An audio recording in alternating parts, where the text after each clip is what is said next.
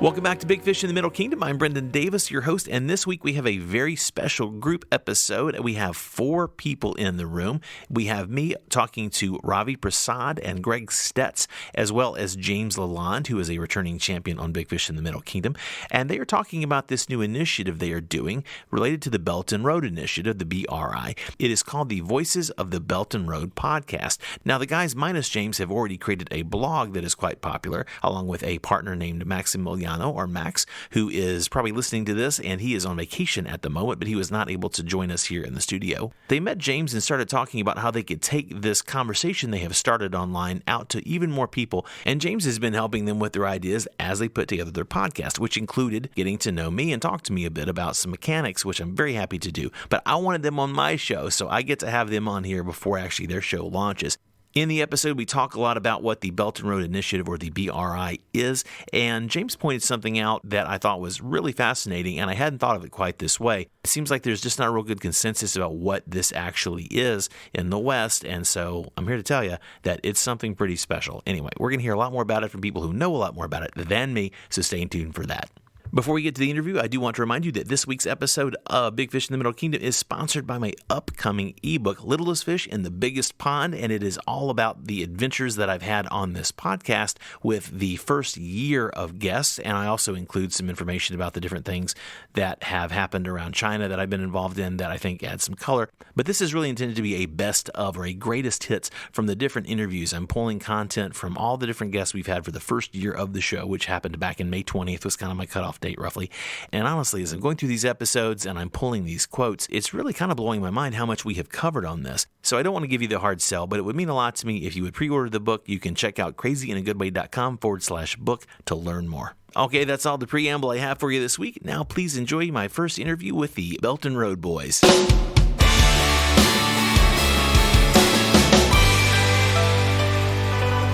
So I am here today with a gang of folks that I'm calling the James Gang. In honor of the leader, I have Ravi Prasad, I have Greg Stec, and I have James LaLonde, returning champion. How are you guys doing? Doing great. Very well, thank you. Nice, and we are missing one of your partners in your cohort, Maximiliano Rumar, if I'm saying his name sort of correctly. Yes? That's correct. Max is in Germany. Nice, and that voice belongs to Greg. And Ravi, say hi. Hi guys, how you doing? Awesome. Brendan. Yep. And we know James.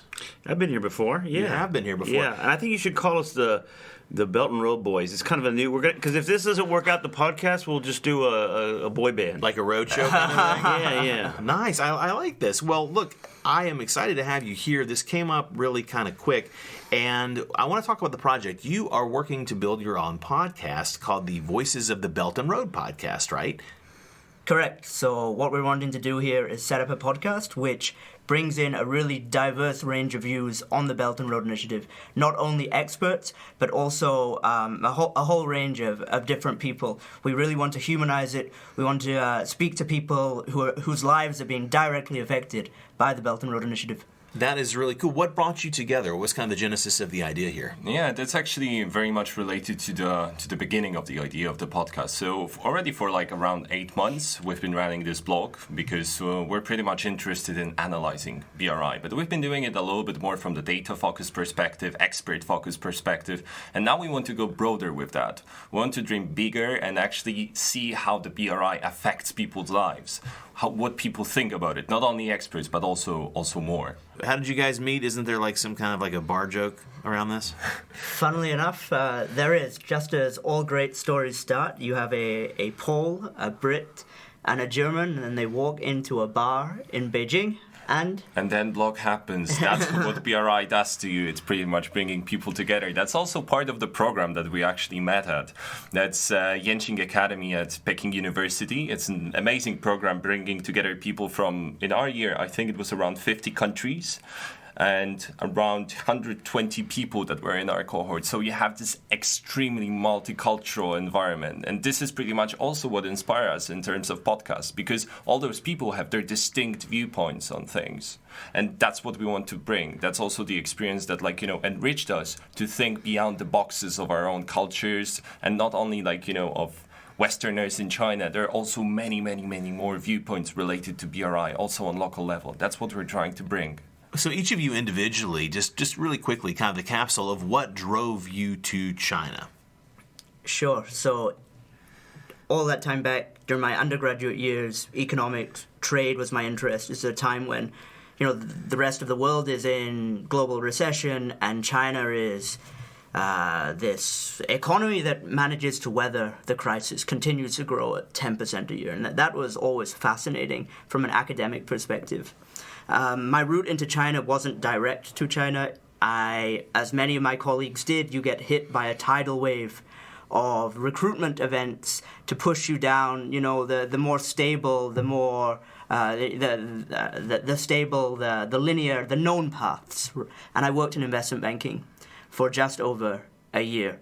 I got a little bit disillusioned with that. At the same time, got quite angsty, and China was still, performing very well. And I took a leap of faith. This program came up, and I came to China in September 2016. It was a decision that got lambasted left, right, and center because it didn't necessarily cohere with the social norms that you have as a 22-year-old grad coming out of university.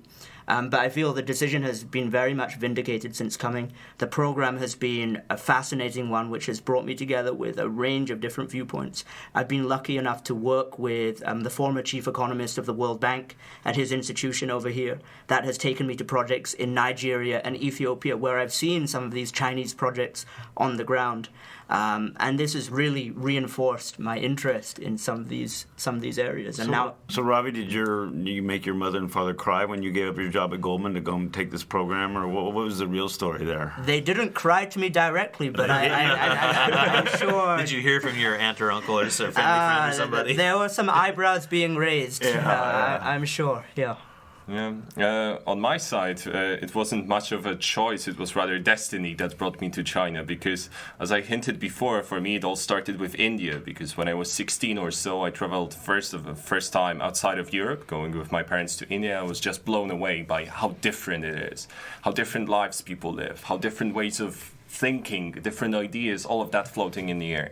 So then when I was choosing my majors, I just decided, okay, one is not going to cut it. So I did international relations and comparative studies of civilizations, which is essentially anthropology and some culture courses, all that in Krakow at Jagiellonian University. But after the first year, I ran out of courses on India. So what can you do? So I switched the second major to Asian studies. And out there, of course, I wanted to study Hindi. It had this little language component. But the professor of Hindi was on some kind of leave for 2 weeks or 3 weeks, and they just said, okay, just pick a different language for now. It's not the focus, so you're going to switch back in 2 weeks or so. After 2 weeks of Chinese, I decided, okay, this is it. I'm going this way.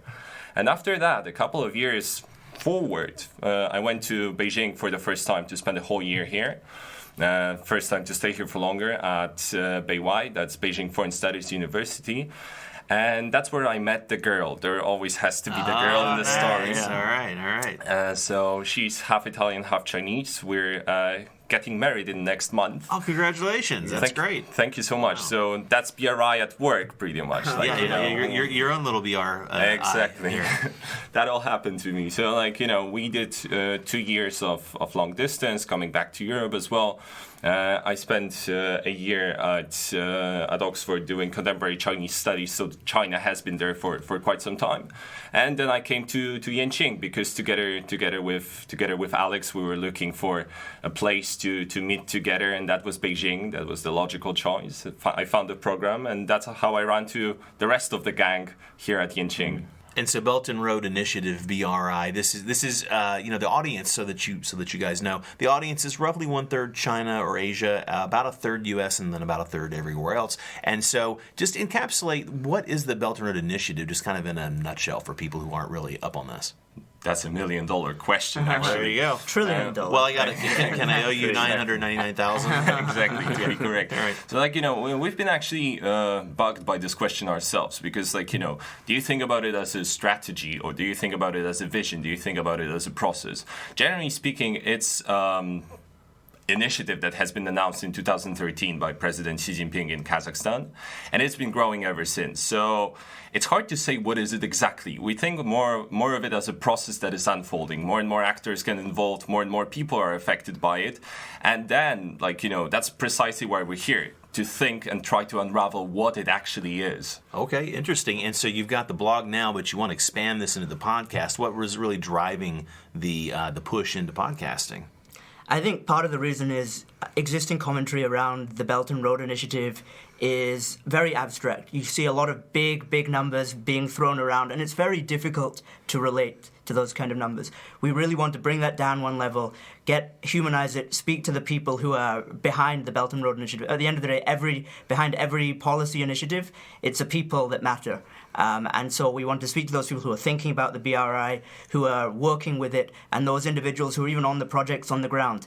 I was in Ethiopia a couple of months back, and it was really interesting for me to speak to Chinese workers on the ground and hear about their own struggles, their own difficulties. One guy hadn't been back home for spring break in 5 years. Another guy hadn't seen his kid for 2 years. So these are the kind of stories that we're not yet hearing about the Belt and Road Initiative.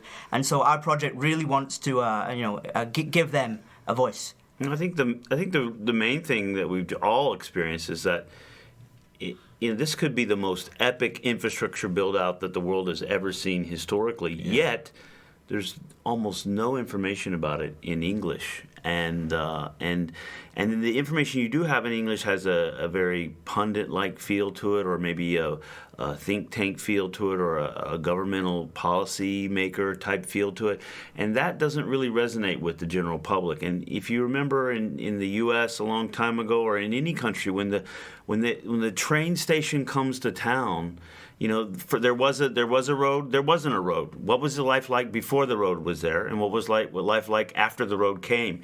Did it change your life? Did it bring more opportunities? What's really happening on the ground?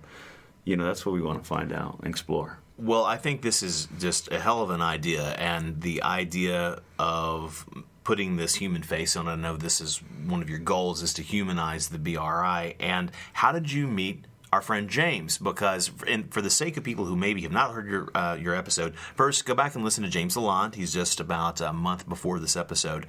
And James, could you just give the really capsule description of yourself for people who maybe haven't, so we don't stop this podcast? Sure. Well, I'm an American, and I'm an entrepreneur, and a serial entrepreneur is the word they use. I form one company, then I form another, and I like the challenge of forming companies, and I sell. Since I've been in China for 5 years, I sell in whether it's mobile games in the first company that mobile phone games, or the second company we teach language over WeChat in a kind of the Didi Dache or the Uber method, where you can just push a button and get a teacher. But my consumers have always been the local Chinese. I don't serve really the foreign market, and so I'm just kind of an established entrepreneur, but I just think that with the Belt and Road coming, it's something I personally followed, and by chance I ran into these guys, to be honest, and I went and met them. We got along. We have kind of similar feel about what's missing about the information distribution around this concept, and we just enjoy each other's company, and we think we have a big topic here, and so I'm helping with some of the details on how to get the business started and get some interviews and get some things going. But they're the ones that have been living it through their blog for the last 6 to 8 months, really. I want to ask you guys, what was it like when you met James and he started to kind of engage in your process? How did your thinking start to shift and morph? Exactly. So that was James that reached out to us with a very positive comment about the blog, and then that got us talking.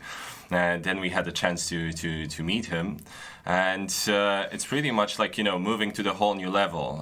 Meeting such an inspiring person that backs you up just gives you a lot of push and motivation.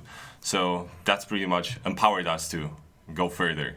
Yeah, and just to add to that, for a while, as the blog has gained traction over the last 6 to 8 months, we've been thinking about how we can take it to the next level.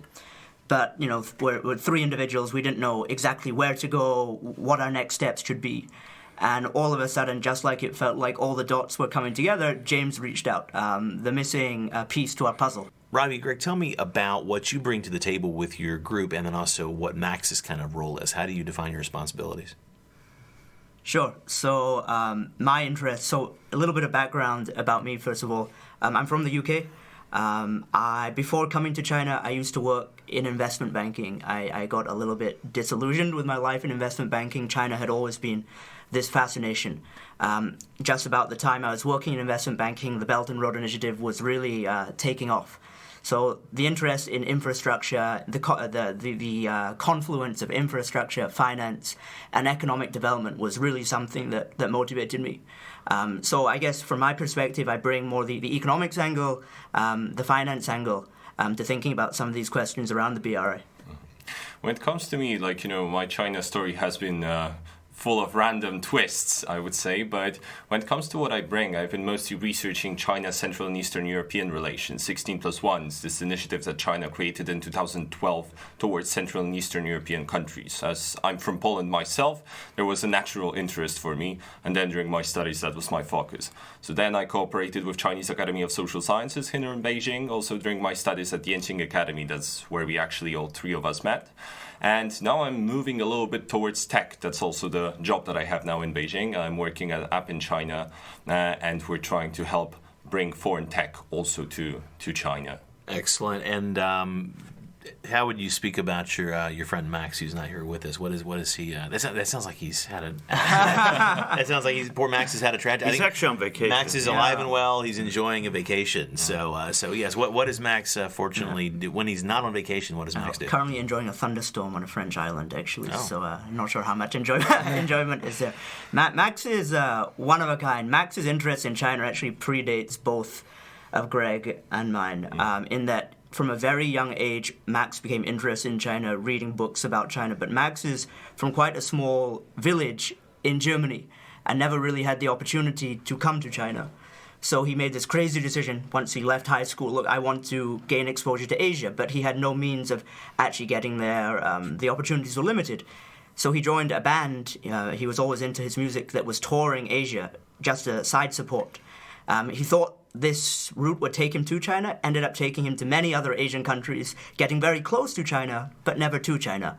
And so he still kept up the China interest. I think similar to you, James, when you were in Japan, you were in Japan, but you said, no, China is where I need to be. And that was always the same for Max. And this opportunity came about.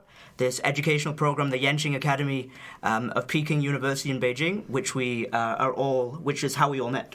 Exactly, and that's where we run into one another.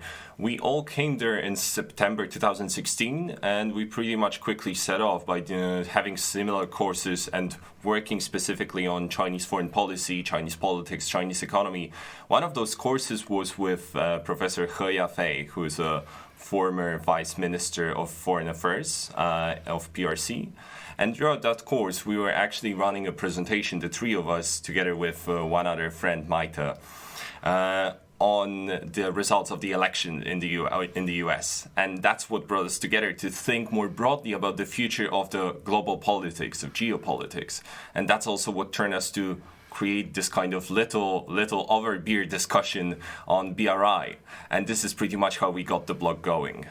Yeah, I like the genesis story. I'd like the guys to tell you a little bit more about the program they all attended, but at Beijing University, and because I think the thing that really attracted me to these three gentlemen is that they all went to school together, but it wasn't, they weren't just out of high school and going to college. They came to China for a reason. They ended up at this very prestigious program in a very prestigious university, but what inspired them at the end of the day was the potential of the Belt and Road, and that's where they found they had something that they wanted to tell the world about, and they started writing this blog. And I've watched the blog for a while, and I watch, the way I work is I watch from afar, see how they do, and at one point I just said, it's about time I need to talk to these guys, and I'm really glad I did.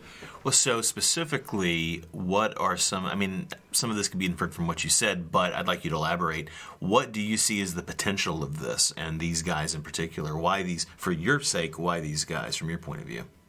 Well, I also studied economics in college, and I learned two things. I learned, and I want to drag my university's name through the mud, but I really only learned two things. One was the concept of opportunity cost. If you choose to do one thing, you give up the chance to do something else. So you need to choose what you do. Okay, that's the opportunity cost. The other one is really that money is made and opportunities are created when there's differences in information.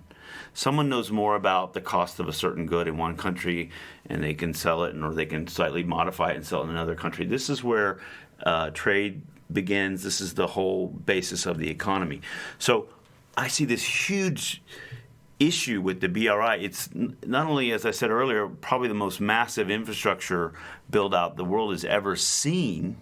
Maybe even bigger than the Roman Empire or a lot of the Great Wall or whatever. I mean, this is a huge build-out of infrastructure, but no one really knows what's really going on. And when you have that much of a disparity in the information that's out there, there's something there. And so I've always smelt that, and I think these guys are onto something. And they're not. What I liked about them is they're not getting overly political. They're not saying we know more than you. They're not preaching to the world, which a lot of people in this space do. They're just saying, this is what we found. This is what we heard. This is what we saw. I like that approach. So in terms of the actual BRI, it encompasses basically everything. As you said, it's this huge infrastructure build-out. There's every kind of opportunity in the world. What do you think are some of the key opportunities for people not from this region to engage in? Well, I think, these guys could probably, we would like to have them speak on it because they're the focus of what we're doing here. But, I just see that with the physical infrastructure comes the need to trade, and with the trading comes the need for the digital infrastructure to follow that and to support that. And so, obviously, if you've listened to my podcast, you know my story. I'm a very I'm in the tech world. That's my thing. And so I think that, once these people start trading, there's going to be a huge need for them to actually send money back and forth, do contracts. And so we don't want to get caught up in, this is the blockchain of this, or this is the AI used for this. I mean, that'll come out in the stories, but, it's a whole huge ecosystem, and it's really, from China's point of view, it's the old way was, if we can sell our stuff in the U.S., we've won the game. And they're saying, why can't we open up the other way and sell to everybody and make it easy to do business with us? And it's not what you'd think if you have the old mindset of what China was in the 80s and the 70s. This is a very kind of proactive China. What do you think, Ravi and Greg, from your take on just individually, what are you most excited about in terms of the actual opportunities with BRI? I think we're moving to a stage where countries, markets that had very limited exposure to the outside world are now beginning to be opened up, and the BRI is very much catalyzing and accelerating that process. So these are countries that sadly have been forgotten about, that the West said, they're too poor, they're too unstable, we can never work with them.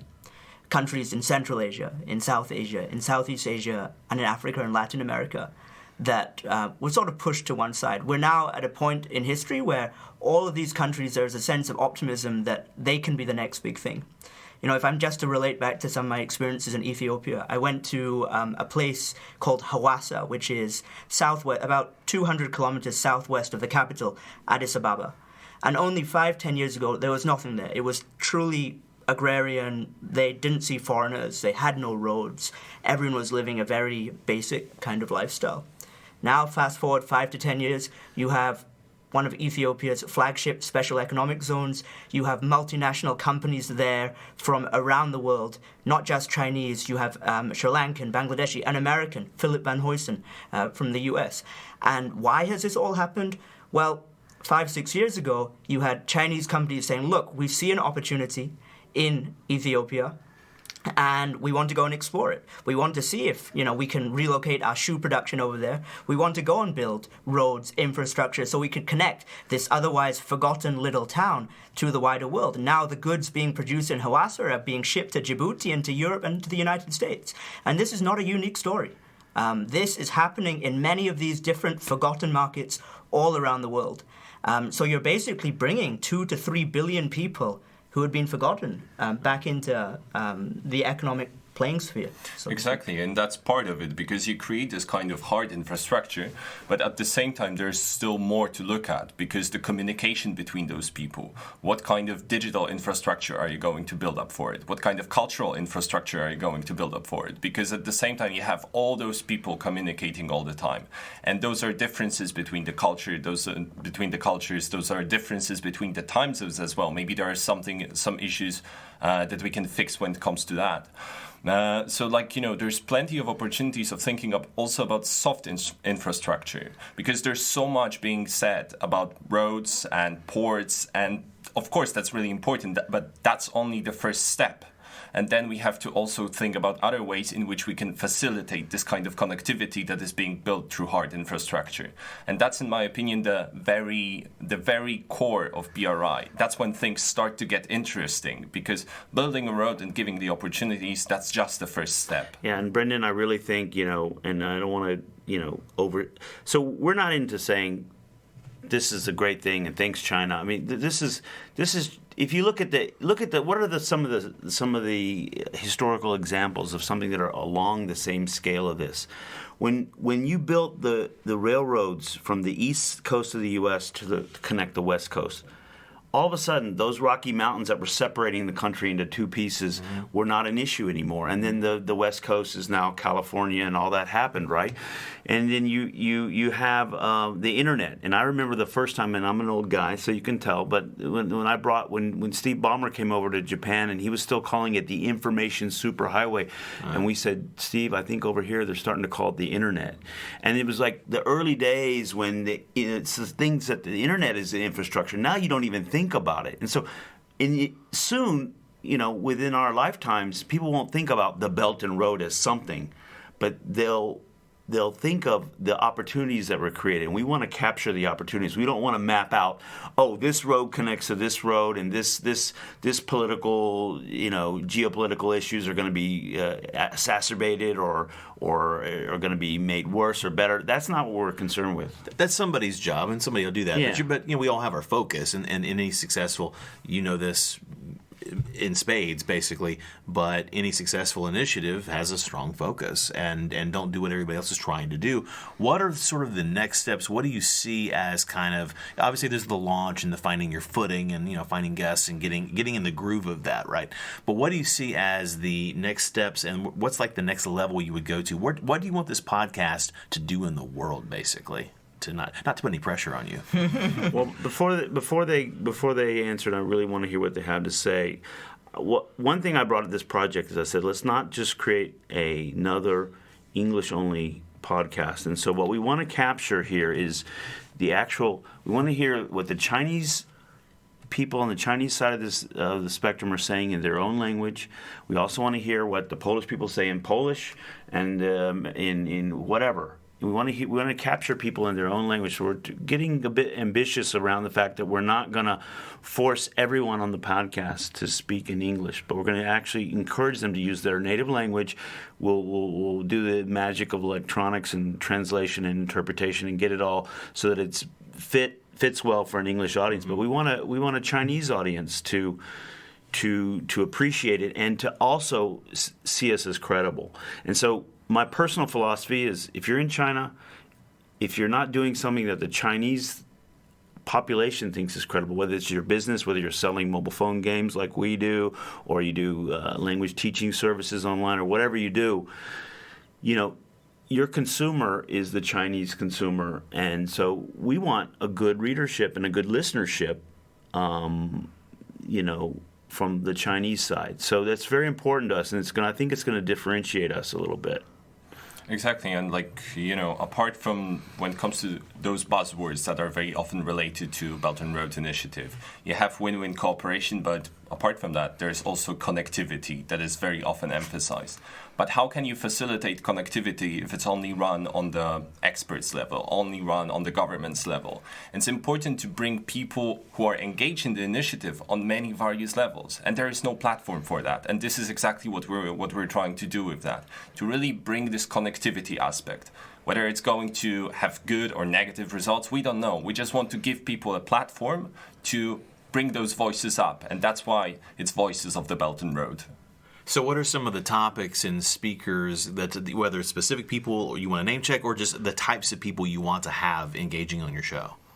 We won't name check at this stage. Let's keep the anticipation going. Right. But in the pipelines, we have individuals ranging from former chief economists to individuals who are high up in the Chinese government to policymakers across key Belt and Road cities all around the world to individuals working on the construction sites for Belt and Road projects, both Chinese and local. So our aim here is basically to not leave anyone out. We're trying to be as diverse as possible and capture what is very much a multifaceted initiative. Yeah, so we want our audience to tell us if what we put out is putting you to sleep, you let us know right away, because we're trying to tell human stories here. There's a common theme. It's about how is the Belt and Road going to affect our lives, and why should we care about it? I think is a theme, but everyone cares about it in a different way, and everyone sees it in a different way, and we want to get that out. In the English language. It's not even in the Chinese language, to be honest. And we definitely want it out in both languages. Well, and you bring up a good point, because the fact that I live here, I have more awareness of it. It's something that it gets passing coverage in the Western media, specifically in the U.S. media. I mean, I basically follow the UK and U.S. media for the most part in terms of what I consume from outside. But I guess my point is that I think most people back home have no idea of what this is. I mean, unless someone is a real, and again, it's not just China, but unless someone is a real China-phile, because China is driving this initiative, people just don't really seem to have an awareness of this. And as you're saying, James, you're making the point. This is like the biggest infrastructure project that the world has probably ever seen, bigger than the Holy Roman Empire back in the day. By the time this is done, that sounds incredibly hyperbolic, but it's accurate. It is accurate, I think. And I think we're going to have people who say, you're just a mouthpiece for the Chinese government. We're going to have people that say, oh, you're just a expose of this, that, and the other. They've never had wine with you if they think that. Yeah, but and we want to be, but that's why we're not going to edit. We're going to have people talking in their own voice. We're going to ask the questions and let people talk. And we're going to let you, the listener, make the decision on what you believe based on what you heard. And so we're not going to be, it's not going to be really edited in that sense. I think it's the voice. So everyone's got something they want to say about it, or they may not. We're going to let them, hopefully give them a platform to speak about it. I'm going to start with you because you're on a roll here. What's the most exciting aspect of helping these guys for you? And then I want to ask you guys, what are you most excited about, kind of maybe on a personal level? What's personal mission? Well, I like these guys because not only are they personable and they're all from different countries, okay, but they all have their Chinese street cred. They came here to studied not right out of high school, as I said earlier, but in the middle of their lives, they decided, I've got to be in China. I've got to come here. They applied for a very prestigious program at Beida, at Beijing University, and then they actually lived it. You guys told me how many other students from how many other countries were in your program? It was a very amazing international, the UN of countries all gathering at Beijing University, and all these smart people from all over the world who are kind of halfway through their young lives as far as their 20s, and really just kind of trying to grab a hold of something, and they're all gravitating towards China. And so you got to have your street cred here. You got to have lived here. You got to speak the language. You got to, and so I like that about them. And I think they will find their way, and you have to grab onto something that you really enjoy doing when you're young and try to build something out of it. And that's what I'm trying to help them. Maybe help them do it a little bit faster, maybe help them do it a little bit better, maybe help them avoid some of the common mistakes, but that's really, a little guidance there. So it's their show. I understand that, and just for the sake of, I guess for the sake of me adding something to this, is that when you, James, talked to me about this, you made it very clear that this originated and lives with these guys, and you're here to play your mentor role. Yeah. You have your mentor hat on, and you're good at what you do with the startups, and you're gladly fulfilling that function, but you're not trying to dance at their wedding, basically. So I asked you guys a question about 20 minutes ago. No, I'm just kidding. It was about a minute and a half ago. What do you think about that? What's the most satisfying? What are you anticipating? What draws you to this on a personal level? And I feel like I've heard your heart a little bit, Ravi, especially with what you're laying out there for me. But I'll let you take another crack at that. Sure. Well, first and foremost, it's fun, right? We all are very passionate about the topic. We enjoy hearing a range of different insights and actually speaking to those people who don't have a voice at this stage. That is exciting enough. But I think more so than that, where we've positioned ourselves since setting up the blog is to really try and offer a more nuanced view of the Belt and Road Initiative. I think what brought the three of us together in an era pre-James, Max, Greg, and I together was just this frustration as to the mainstream narratives around the Belt and Road Initiative. On the one hand, you had a narrative coming out of China that the Belt and Road Initiative was a panacea. On the other hand, you have a narrative coming out of certain countries, the United States, that this is a geopolitical strategy, and the reality is, it's neither of those things. And so we really sought to position ourselves in the middle and offer a more nuanced take on these things. And I think that's what's gained us the coverage over the last 8 months. It's gained us a little bit of credibility, and we really want to build on that. And so going forward, what can be really exciting is just helping all these entities who are now interested in the Belt and Road Initiative, whether they be Chinese or foreign, to be able to help them make more informed decisions about it or how to think about it. Because right now, they're all having a hard time doing that. Exactly, and that's also how we've been pretty much surprised to how much interest there is with this kind of more nuanced voice. Because, if you think about it, we started with our blog 8 months ago. It's gained quite a readership, way bigger than we anticipated at the time when we were setting this up. And if you go to our website on beltandroad.blog, you can actually check out who have we been working with and who we've been contacted by. Because I just don't want to throw the names right here, right now, but it's all out there. Sure. And this is exactly the thing. There is clearly a need for that, to go just beyond those, yin-yang, approaching it as either a malicious project of Chinese government or an uplifting humanitarian aid project in a way. There is definitely more nuanced voice to be found, and this is exactly what we're trying to get here.